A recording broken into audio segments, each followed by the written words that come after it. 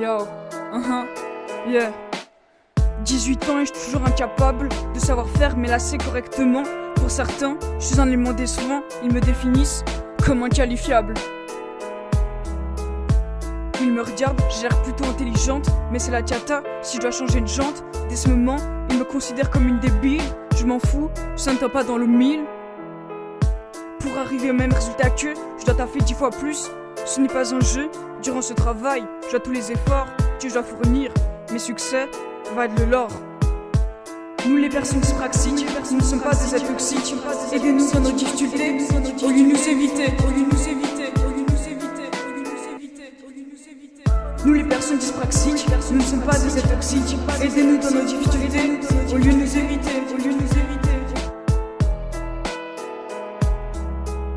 Ce n'est pas de ma faute si je ne sais pas dessiner. Je ne fais pas exprès de tout le temps renverser. J'ai des problèmes spatiaux, je n'arrête pas de me cogner. Je me paume souvent car j'ai l'air à m'orienter. J'ai eu un parcours compliqué, j'ai mis du temps à être diagnostiqué. Parce que j'ai beaucoup compensé. Mes difficultés, c'est ma fierté.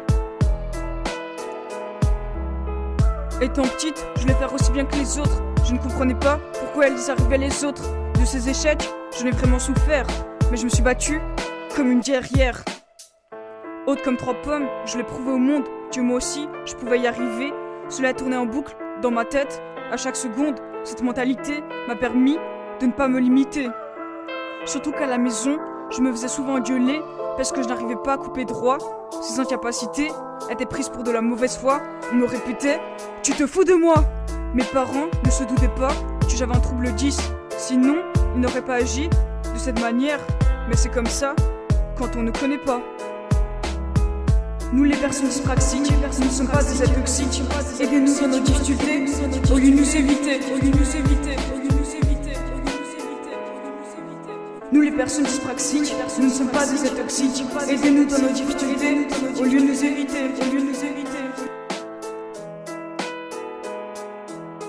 Message à tous les petits 10 qui m'écoutent, la vie n'est pas toujours facile. On a des doutes, mais continuez à faire ce que vous aimez, même si vous n'êtes pas sûr d'y arriver. Ce n'est pas le résultat qui compte le plus, c'est ce que vous apprenez durant le chemin. Chaque victoire doit être prise comme un bonus. Parfois, vous croyez que vous n'apprenez rien. Cependant, vous le comprendrez à travers le temps. Ne vous inquiétez pas, soyez patient.